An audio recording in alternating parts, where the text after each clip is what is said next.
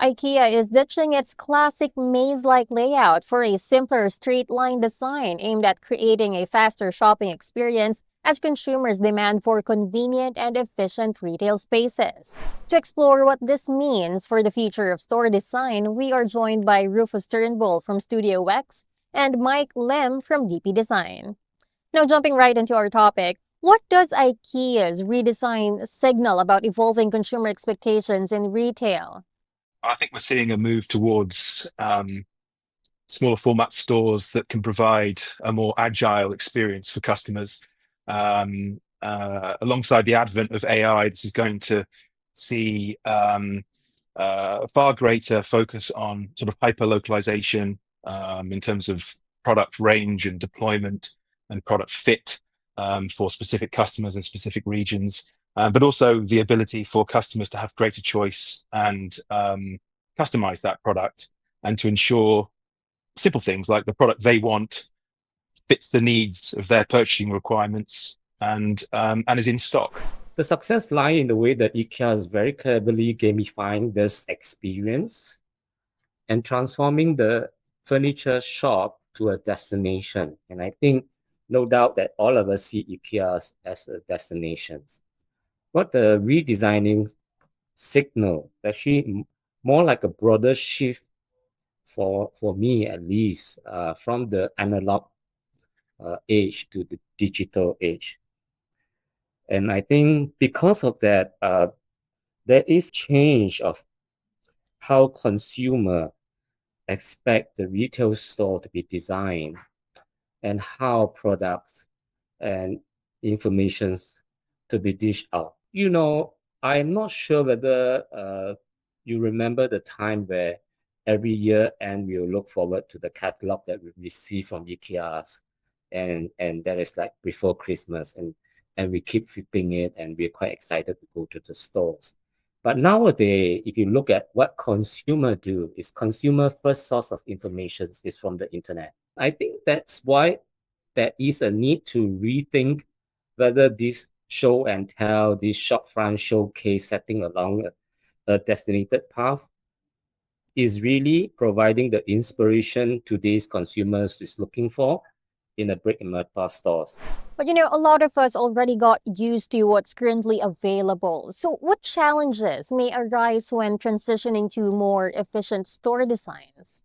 I think you're seeing with the sort of big box retailers like IKEA and like Decathlon, for example, it's not an all or nothing switch. So their model, the baseline of their model exists in the big box retail format that we're all used to. But we're seeing them sort of dissolve, if you like, their retail real estate network and to create a mixture of different formats for different environments. Often those smaller format stores are sort of nestled into lower cost environments or into sort of neighborhood environments. They're there to allow for product pickups and for servicing and for customer service and returns. So they're kind of performing a supporting role. It's not really an all or nothing. It's not a replacement of what exists. Certainly won't be for the next, for the midterm. But they're there to complement and to improve upon the existing retail offer, which has been so successful over so long a period. I think the challenge is really to avoid the efficient trap and oversimplifying the case of a shift of consumer wanting a quick and easy access shopping experience. Rather, I think the shift should be, from an era of simply retail show and tell to a retail plus experience kind of things. But don't forget, I think the brick and mortar stores will always remain as the top destination and the one that can give the most experience to the consumer. I think as long as we bear that in mind, that will be the key to unlock some of this. And also the thing is that we should be designing a place, what we call placemaking, rather than designing a space. I guess the buzzword is really nowadays about experience. But for brands who have a strong history, identity, and presence, it actually will be easier for them to create this experience and to make this place, right? But for brands who have less clear sense of narrative identities, the challenge will be much bigger. So, Mike, Rufus, for those who are about to venture in the same space, how can retailers balance functional changes with brand identity in the store designs? The answer to that question has probably always been the same, and that's kind of honesty and particularly purpose. And if a brand concept or a retail concept product, that entire ecosystem has purpose, it's more likely to succeed.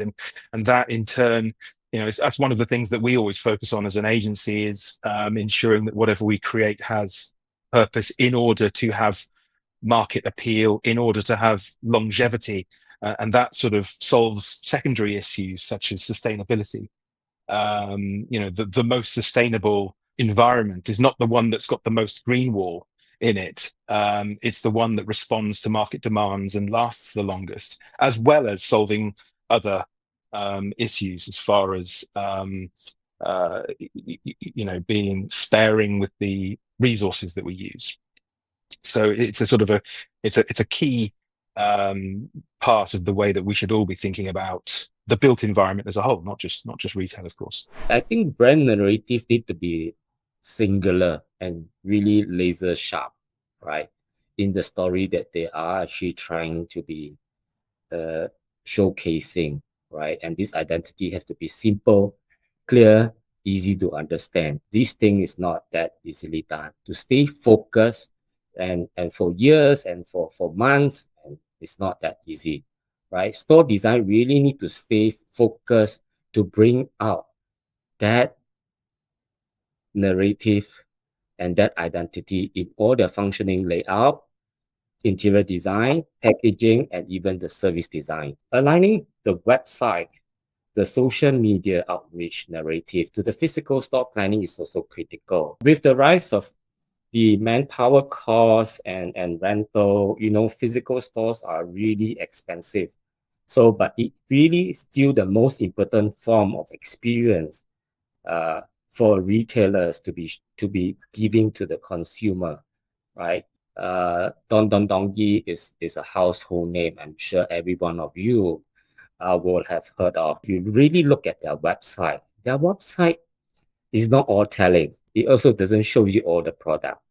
But there is a way that they feed the social media outreach back to the stores. All these influencers, all these so-called social media content creators and the people that trial the products, they go to Don Don Dongi, buy the products, trial it, and do a short TikTok, right, or a YouTube, and feed it back to the social media.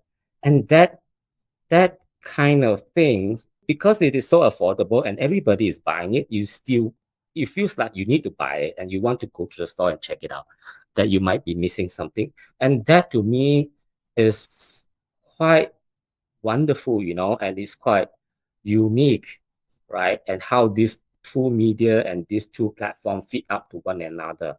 Thank you so much for joining us today, Rufus and Mike. Okay, thank you. Once again, those were Rufus Turnbull, founder and creative director at Studio X, and Mike Lim, director at DB Design. For more news, visit retailasia.com.